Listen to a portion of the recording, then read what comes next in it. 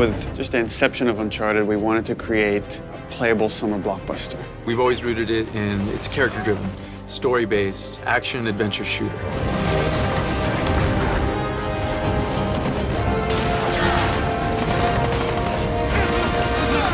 Underneath all of that, there's meaningful story moments, there's lovable characters.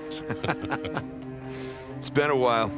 Too long, boyo. The heart is Nathan Drake and the cast of characters that surround him. This was somebody who was vulnerable. I remember the first time that we did a punching thing, and I said, hey, what if I hit him and it hurt? You know, I said, I've punched people, it hurts. So he was one of the first people who would hit and go, you know, and when he fell from a height, it knocked the wind out of him and he would struggle to get up. That's what Nate is at his core. He's just a normal guy trying to do the best he can, and he just keeps falling into these extraordinary circumstances and, you know, has to dig his way out of them. And everybody wants to be that guy. You want to be that adventurer that's digging up treasures that have been lost to history and time. You want to see what kind of problems he gets himself into and how they're going to get out of it.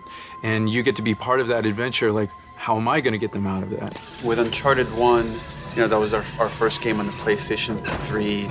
We moved away from Jak and Daxter. It was a brand new IP, and it felt like we really have something to prove here. It was like, create a character that moves believably, that has a realistic weight, but also is fluid and responsive. And that is just about the most difficult thing you can ask. Drake was kind of like, he was kind of a little newer to the game.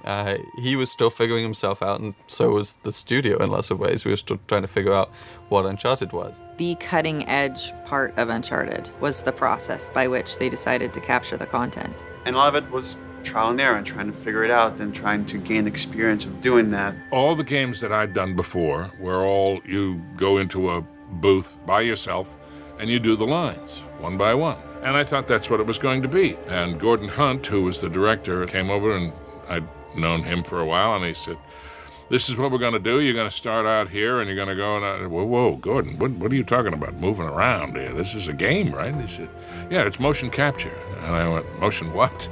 And I think, you know, especially 10 years ago when this started, that was something that people never saw. And we had this idea of the game was going to be 3 pillars. It was going to be combat, traversal, and puzzles.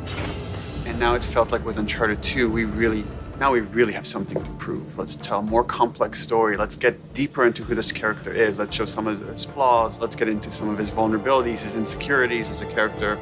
But at the same time, we wanted to up our set-piece game, and from a couple of pieces of core technology, mostly Drake's interaction with moving objects, that sort of spawned these big set pieces, like the train and the building that collapsed. But they weren't the focus. They weren't the core tenet. We didn't start saying, we're going to make amazing set pieces.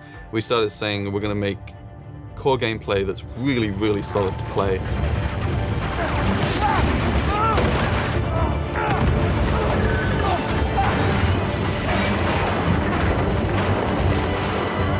By the time we got to 3, it was like, okay, how do we take all of that and go bigger?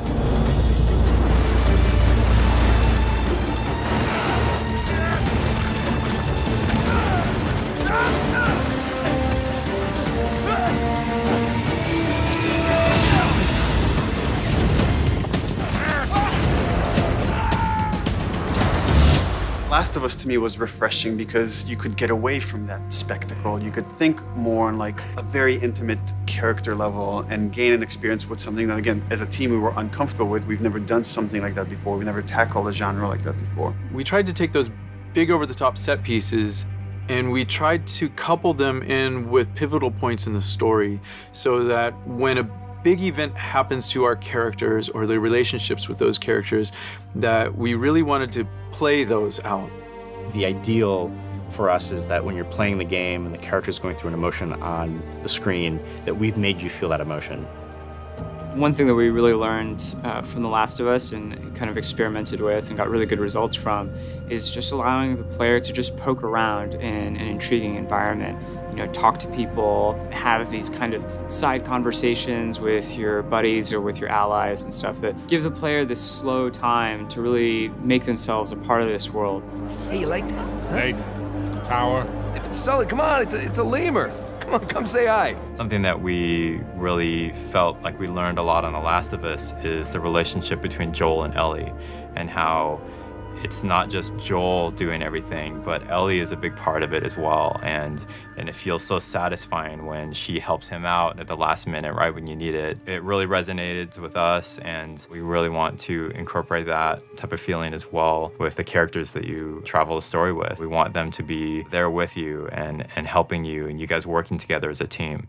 After making The Last of Us, I think that influenced a lot in making a more personal story with Uncharted. But at the same time, you know, we love Uncharted.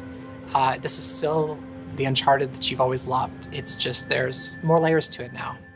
So moving back into the Uncharted world is kind of like coming home in a way and creating a very kind of brighter, larger world to play in. It's similar in some ways to, you know, Nathan Drake being drawn back to the adventure, being for us to like go big again and go like big spectacle, big explosions, while trying to like take on all the lessons we've learned throughout the games that we've worked on and try to tell a more human story within that. Uncharted 4, perhaps as a result, is going to be the best balance of bombastic and over-the-top and exciting adventure and these smaller moments, these small intimate moments that end up meaning just as much, that end up sticking with us for just as long. I think there's a lot of responsibility for us to be true to what has come before with Uncharted. The last 3 games were these amazing adventures, and now that we're doing the 4th one, which may be the final chapter, there's a lot of respect that the characters have earned. There's a lot of emotion that we've invested in these guys and gals over the years, and a lot of hard work that's gone into to make it all possible. We feel like there's so much invested from all the people here that have been working on Drake and this whole like world for a decade. We want to do ourselves the service of actually tying this together. And I think there is some responsibility there to take it seriously, to tell the story of these characters honestly, because there are so many people that take such joy in it, that our responsibility is to then make sure that they're getting the best possible game we can make. And that's constantly as a team, you're seeing how every department pushes the other one, and we strive for nothing less than perfection. Even though we'll never achieve it, we're constantly shooting for that. And that's the thing that drives us, is we want to make something that we can look at and be proud of and say like, man, this is like how cool we made this. Every pixel on the screen, like somebody here, there was energy that went into every single pixel on that screen. That's awesome.